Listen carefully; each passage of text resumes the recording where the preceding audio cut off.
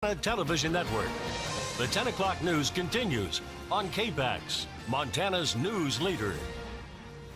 State leaders are going to try a new effort to reduce child abuse, neglect, and deaths in Montana. The Department of Public Health and Human Services launches what they're calling the First Years Initiative. The program will provide new resources for families during a critical period from before a child is born to the first few years of life. It'll include 3 separate projects. The first is going to be the addition of 5 home visitors to work specifically with families involved with child and family services. Leaders say they base the projects on recent studies into childhood deaths. What's truly promising about this first year initiative is that research showed that home visiting has the most promise in reducing child fatalities and abuse and neglect. And that's something to be incredibly hopeful about with this first year initiative, so we're excited. As part of the First Years Initiative, DPHHS will work together with newly formed state commission that will review abuse and neglect cases.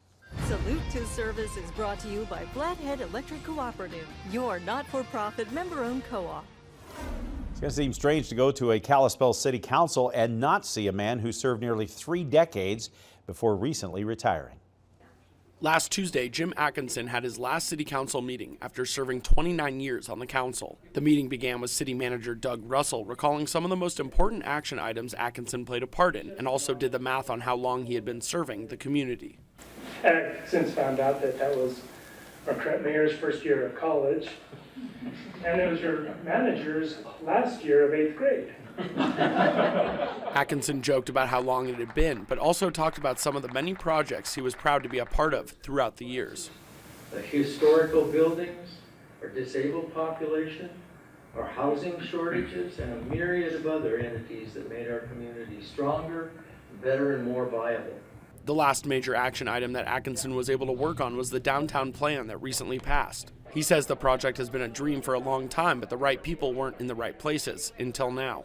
And now we have the momentum and the dream, and everybody's on board. And I'd really like to have been on there to see it through, but I know I can sit in my house and watch it happen for sure. Although Atkinson says he will miss working for the community, he says we have great people working for the city and feels good in their hands. There's a good group of people there, and I think they'll do the right thing for Kalispell.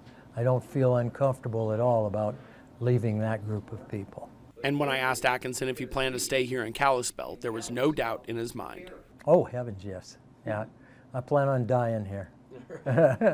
Jack Ginsburg, MTN News, Kalispell. That is remarkable. In all my years of doing news, I've never seen a councilman serve that long. Kyle Waterman has taken over Atkinson's Ward 3 seat. Plus, the flu widespread now in every state. We'll show you how one school over in North Idaho is trying to get back to normal after being forced to close due to the illness. Coming up on MTN.